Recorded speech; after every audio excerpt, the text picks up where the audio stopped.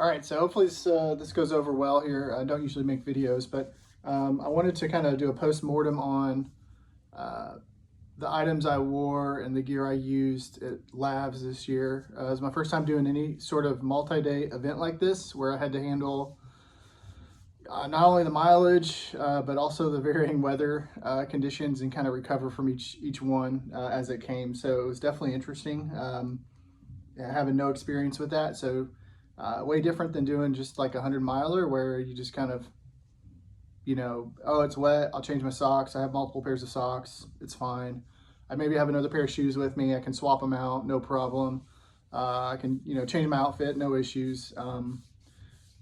This is way different. You basically either have to acquire or carry whatever you're gonna use or need. So I'll just start from the head and work my way down, and then I'll go over what I had in my pack, and then I'm just going to talk about the shoes, and then what I thought worked really well, what I kind of regret carrying, and what I would probably do in the future, which is really hard to predict because you really can't predict the weather. So starting with the top of my head, I ended up having this OR hat. It has a big flap on the back of it, and then it snaps off here. I thought this was really useful. I probably would have got a little lighter color. I really felt like it didn't have a lot of airflow. I usually wore it backwards unless I had to, but definitely was clutch during the middle of the day when it got super hot, because you could put this over your neck and put it around your the side of your face. So basically most of your face wasn't even exposed, which was super helpful. And then at night, or when it like cooled off, you could unsnap these, and this tucks away really small. Went right on the side of my pack, no issues. And then the hat, it's got a Velcro. I actually usually just put it on my chest strap of my pack. And then at night I would shove everything in the back side of my backpack, so I just didn't have to worry about it at night. So that's what I wore for headgear. I thought about a bucket hat as well, and some people did have bucket hats. Some people just had baseball hats.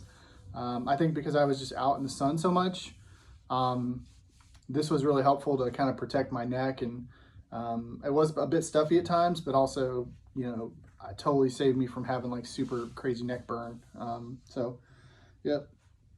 Okay, next thing was sunglasses. I did pack sunglasses. I actually had to throw away my sunglasses mid-race and then get a new pair. I screwed up and put them in my pack, and they had some sort of reflective covering on it, scratched it all to heck, and I basically couldn't use them anymore.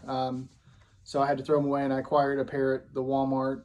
You can also pick them up at Dollar General, gas stations, whatever. So really not a huge deal. I recommend, if you're going to take on sunglasses, don't take anything you really like. Take something that you're okay throwing away, because you're probably going to throw them away. So there's that. I also carried some buffs, and I ended up taking 2 buffs. I took one really small one and I kept it around my wrist, and I took a larger one that I had as a backup, just in case I needed something as a neck gaiter or whatever. I ended up losing the one on my wrist, which was smaller, and then what I really ended up doing was taking the bigger one and cutting it up in pieces. So I actually made 4 buffs out of 1 buff.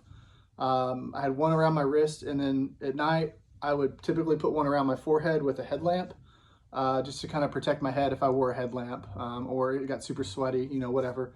And then after a few days of that, those things got super nasty. I threw them away and cut 2 more out of that buff, and ended up, using that to the end of the course. So, that's the kind of stuff. If you're gonna take a buff, you could take just 1 buff and cut it up in pieces and make smaller buffs instead of trying to carry multiple buffs. Yeah. So shirt-wise, I actually brought 3 shirts, which is a bit overkill. Again, lesson learned. I brought a smaller kind of Patagonia trail running shirt. And then I brought like a typical Columbia fishing shirt, or something you'd see at Dick's Sporting Goods or something like that. So this one's long sleeve, it's white, it's got flaps in the back,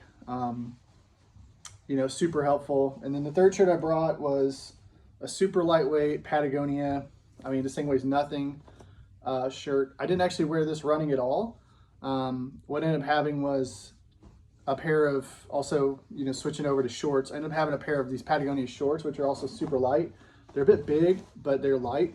And these were what I call my nice clothes. So like, if I got into some place and I wanted to sleep and I was like completely just drenched, I would strip out of that stuff and I would put this on and I would go to sleep in this for however long. And then I would switch, I'd give my other clothes a chance to maybe dry out if it's possible. Or if I was in a hotel, I'd rinse them, wash them in a sink and try to dry them out. And I'd have these on, and then this is what I'd wear in case, whatever. So that was super helpful. I know some folks just wear what they wear and don't do that, but for me, I'm not trying to break any records. I was trying to be as comfortable as possible, but it does have a cost, right? This does take up space in your pack and it does weigh stuff. So that's what I ended up doing. If I were to do this again, I probably would toss the short sleeve trail running shirt altogether and either go with this button up or, even a sun hoodie and a t-shirt under it. The button up was nice because when it got super hot, especially at night, you could just unbutton it and it would be open and you get a lot of good airflow. And then this dries super quick. So yeah, I did wash them, but yeah, they still smell like ball steak.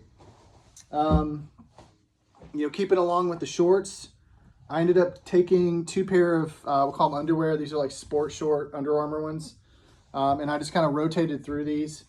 What I would tell you is the issue I ran into is over time they stretched out and they didn't provide any real support. They were just kind of there, which got super annoying. And then my shorts I wore basically the whole race were these REI kind of tights.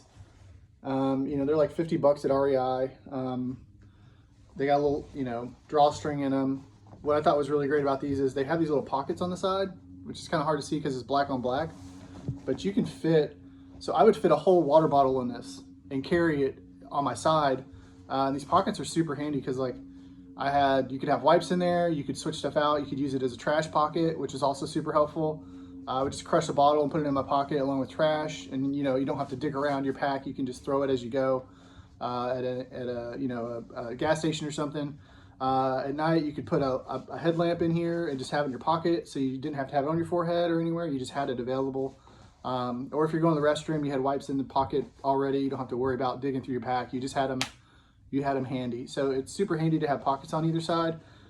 These held up okay, but I will tell you, about halfway through the race, the seams in the crotch busted, which is kind of hard to see, but ended up, you can see both sides of it actually. Trying to sew one side with a sewing kit I got from Dollar General did not work well. And then as soon as I sewed that up the next day, I realized the other side had opened up. So I finally just gave up basically. But since I had a liner with me, I was wearing this kind of underwear, I didn't really worry about, anything popping out of there. But had I just gone without any sort of liner or something, that would have been a problem. So something to just keep in mind with shorts like this is, how do you repair them? Are they good quality or not? I probably would go with a higher quality short next time. But, these should not have busted on, with that mileage on there, but they did. Shorts, okay, so then socks, I ended up taking 2 pairs of liners, like some Injinji liners. And I took a pair of REI, just kind of like whatever, merino wool liners. So those are my 2 liners. And then I took 3 regular pairs of socks. So I took a pair of toe socks and Injinji socks, Smart Wool or Darn Tough, I don't know which brand this is. And then I took a pair of like Smart Wool, just low quarter socks. You could say that's overkill. I probably would not take as many socks next time. I probably would just take 2 liners, 1 pair of socks, and then it got so wet out there. It got rained on the first night, the second day. I feel like I got rained on the 3rd day. I definitely got rained on the last day coming into town. It got really hard to keep your socks dry and rotate them out and keep them like somewhat clean. So I ended up buying some socks from the Dollar General, which actually worked really well. And I probably would just do that again. Instead of carrying all these socks, I would just they sell them in 6-packs. So like 97% polyester, they're padded on the bottom, go through, the day when it's time to swap them out, just toss them and put on a new pair. And you can keep your liners however you want to rotate that through. So that took up quite a lot of space really when you start thinking about like that's minus the two that were always on my feet. Right on. And then as far as a jacket, I did take a waterproof jacket, a really light, this is an OR, whatever. And I just had this kind of bunched up and just attached to the side of my pack. So it never was really in my pack. It was just kind of on the side, so I had it in case I needed it. It didn't really take up any room as far as that goes, and it didn't really annoy me. I did wear it once, twice. You know, I did have it in case I was cold, I needed to warm up. It's just an option. So yeah, that's just what I had with me as far as a rain jacket or something like that. Again, the side of the pack didn't really take up much space on the inside of it or the outside. It was just kind of a thing. And I probably wouldn't have had anything on the side of the pack anyway, so it really weighs nothing, but it really has a lot of multiple uses. Okay, so let's talk about shoes real quick. So I ended up wearing the Topo Phantom 4s, brand new pair. I ended up pulling out, you know, these insoles, and I ended up putting, you know, patches in there, Ingo patches, to try to help with friction, because I do get blisters on my forefoot. But you can see how messed up this insole is. Like the heel is pretty much getting eaten away. It's falling apart. The forefoot's doing its thing. I also ended up putting Ingo patches inside the heel cup, which you can't hardly see here, and also on the inside liner, or inside where the ball of my foot was. I would say the ball of my foot kind of went away after 2 days. It just ended up peeling away, which wasn't great, and it also left a little bit of I want to say adhesive in there, so that wasn't helpful. So I don't know what to do about that next time. Most folks would just cut their shoes. I was trying to just prevent where I know I'm going to get blisters. I can tell you the heels on this side, it's kind of hard to see, but like completely just tore up. This side's still holding up a little bit. And then if you want to see the bottom, so you can see they're kind of in the middle there, concave. So the inside front part of that foot is just gone. You know, from doing whatever, going down, I was, you know, blasting down hills or trying to, probably, you know, blazing at a 12, 13-minute mile, you know, whatever. So yeah, so those are shoes. Would I use those again? Probably not. They're road shoes. I think I would probably go to a light trail shoe, maybe something with a little bit more padding. This is a size up from what I normally wear, so I didn't have to cut anything out. I didn't really have any swelling issues, you know, in that sense where I needed to cut anything out. It's just, I don't know. I just felt like they held up, but the front of my feet were they were burning up. Okay, let's talk about the pack. So the pack, I wore a Salomon Advanced Skin 12. So pretty standard. A lot of folks have this pack. There's nothing, you know, crazy about it. It's different colors and whatever. I would say if I did this again, I probably would go with, I want to say probably a different pack, but the problem is you get a different pack, it's bigger, you're going to carry more stuff. The issue that I ran into with this pack is it's almost like a V, so it's really wide at the top and then it comes down. So the way I had my stuff in baggies, I had a lot of stuff that was just like, it was wider or kind of a bit bulkier.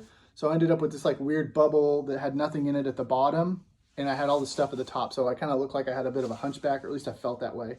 So maybe if I had less stuff, which I should, if I ever do this again, this might work out. Super comfortable, no issues with fit. I did have a little chafing like on inside of one of my arms, but never a real issue with the fit or any other stuff like that. Yeah, it has a ton of storage. I had stuff all over this place, and I'll show you what I had. Trying to think of anything else I wanted to talk about with this, but you know, fit 2 on the front here in the pockets where the water flasks go, 2 like 700 milliliter smart water bottles in the front, and on the back, if I had to, I could load up another bottle on each side in the back and just jam it in there. So I could run at any one point in time, geez, 1.5, 2.5, 3.5, between 3.5 and 4 liters of water if I needed it. So at some point you might need it depending on what you're doing. Obviously we got issued a flag and that was on there. Yep, still smells like Ball State. And then let's talk about what I had inside. So I did have a super small umbrella, a bit overkill, but it was helpful, I thought, in some situations. I had a real bad rainstorm coming from the fire station in Gleason. And I use this, I got a yellow one because I figured at least it would show up. I would pick a bright color if you're not going to get one of those weird solar umbrellas, because it helps with visibility, right? If the weather's really bad and it's raining and you want people to see you, try to find something that sticks out. Don't pick something that's going to blend in. This also is super helpful for the sun. I think I just used it like one part of one day for the sun, but mostly this was helpful if it's like pouring down rain, you have no place to duck into, you need to pull your phone out, right? So now at least you have an umbrella and you have some cover to do something on your phone if you need to like look at the route or research something, as opposed to trying to do it under, this, which was just a poncho, which is basically a disposable plastic bag you wear. And after you wear it once, it never, I had one tucked in my pack for, I don't know, a day or two. And I finally was like, this is ridiculous. I ended up just picking another one up from the dollar store. It packed super small. So I had both of these. At some point I thought about tossing this, but I just hold on to it just because it's like, hey, whatever. Yep. I did have, like, as a ground cloth, somebody recommended to us, this thing's called a Matador, right? And it's basically just a waterproof ground cloth. I don't know if this is like 3 foot by 4 foot. So it's not quite enough for, you can lay down on it, but it's not quite enough for a blanket and something else. So I just throw this down and lay down on the ground somewhere. If I was going to sit down and do foot care or something like that, I would just pull this out. It's supposed to pack, you can pack it really small into this, it's a little bitty case, right? It does pack into there, and it does pack into there relatively easily, this little case it has. So it packs up to, I mean, I'd say a pack of cigarettes, but like smaller than a pack of cigarettes for what it does, like probably half a pack of cigarettes. At some point I just said, hey, I don't want to deal with that. So I just shove it in a plastic bag, squish it down, and put it in the back of my pack.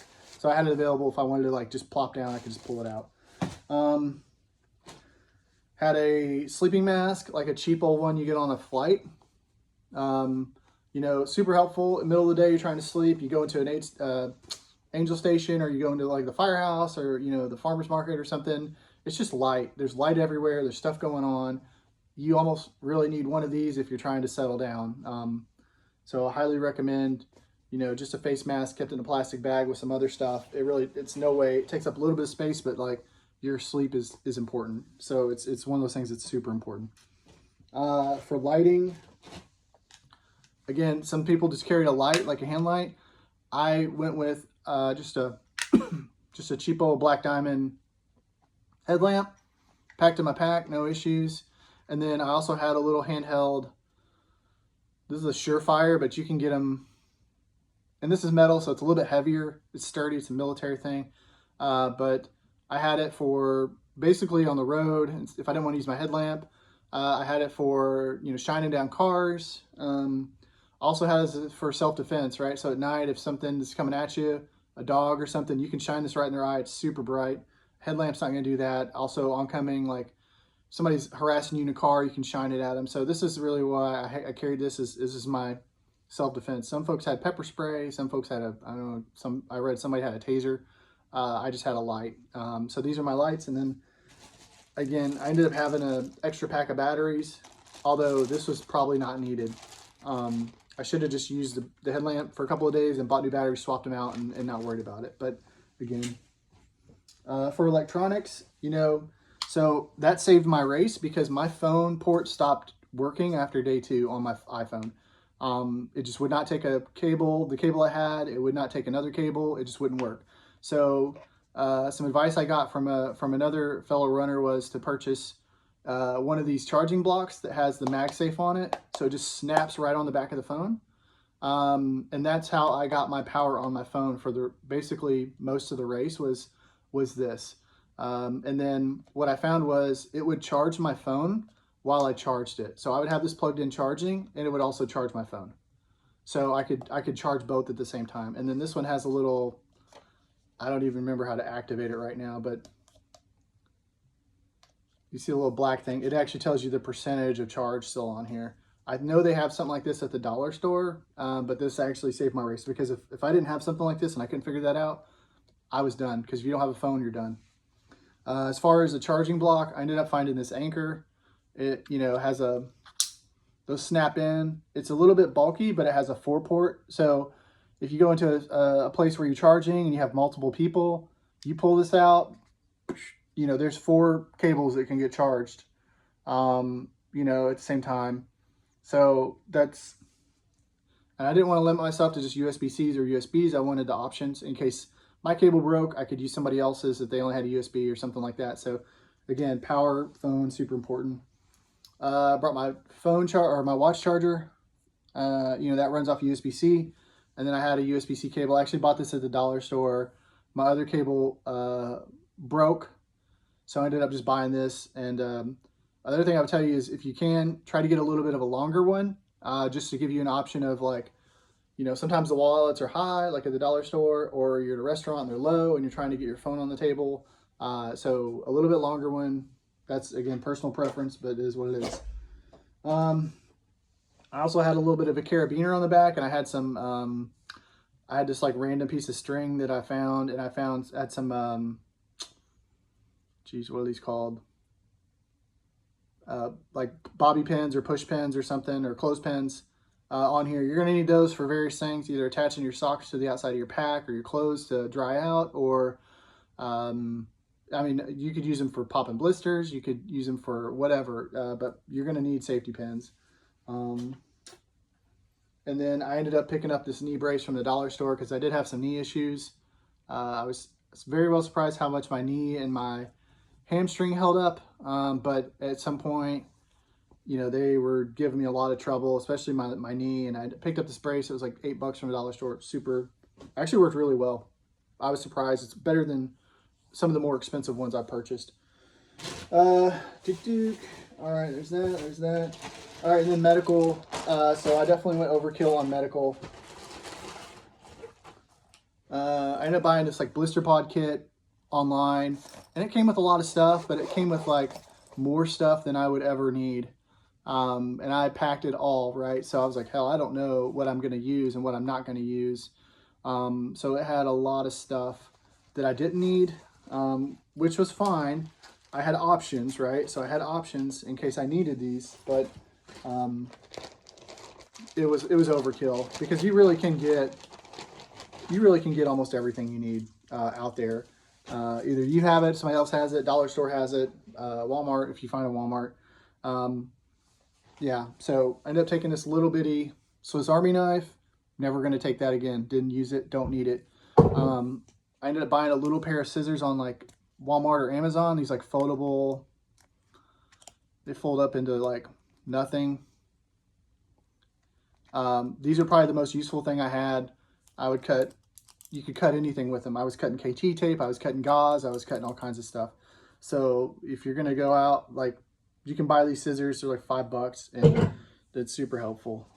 I went through a lot of rock tape and then KT tape. So you can pick up KT tape at the Walmart and a pharmacy. So I ended up picking up KT tape at a pharmacy. My preference is rock tape. The issue I ran into with the KT tape is it was almost too sticky at some point, and it almost ripped a layer of skin off the bottom of my foot when I got in a hurry, and my foot was wet, and it definitely ripped a chunk of skin out of that could have been catastrophic. That could have been an issue, but it didn't work out. It worked. And then I ended up mostly just using like alcohol prep pads, and I ended up getting blisters around the back of my heels and sides of my heels, which I was making sure to try not to de-roof them, And so what I ended up doing was using non-stick gauze pads, and I'd put Desitin on those. So I'd cut them to size, put Desitin on them just to give it a little bit of a layer, and then I'd KT tape over it, do stirrup style on my heels. So my heels were always stirruped and my forefoot was always taped. I also went with 2 of these like body wipe things. You can see I brought one back. So I ended up only using one. Also brought some, a little pack of Tylenol. And at some point I needed powder, because basically you need to dry your feet out. So after the first night, I got like tore up, going into the farmer's market and then going to the fire station. And then I got into a hotel. I had to, you know, basically redo my feet. They were completely, they were just completely torn up. They looked like a newborn baby. So hit it with some Gold Bond or some powder, and then got 2 hours of sleep, got up. They were basically dried out, ready to go. So this you got from the dollar store. It's like $1. It's a little one. Again, you could put this in a Ziploc baggie and save some space, you know. So that is something you could do. So yeah, in the medical, tincture of benzoate, alcohol pads. Yeah, I really just tried to keep my feet taken care of. And then I'm trying to think anything else. That's about it for medical. And then yeah, this kit. Next time I would strip this down. I wouldn't take this case. This got super bulky. I would almost just put everything in, you know, Ziploc baggies that I need for the first like 2 or 3 days, and then just go from there. So that would be something I tell you is, hey, get rid of anything that's like dead weight. This case does nothing for you. It just kind of keeps things organized. But like, so what? And then yeah, so that's what I really carried. And then as far as finishing, you know, when you finish, you get a nice choice of a metal. I picked the cooler. You get this amazing patch. And then, of course, you get the coveted 314 sticker. And then as a bonus, I got a Dr. Pepper at the end. So that was pretty cool. So, yeah, let me know if you have any questions. Again, this is more for me to just kind of memorialize the stuff I took. So if I ever do this again, I can go back and watch this video and go, yeah, there's a reason why I did or did not want that. So, yeah, thank you.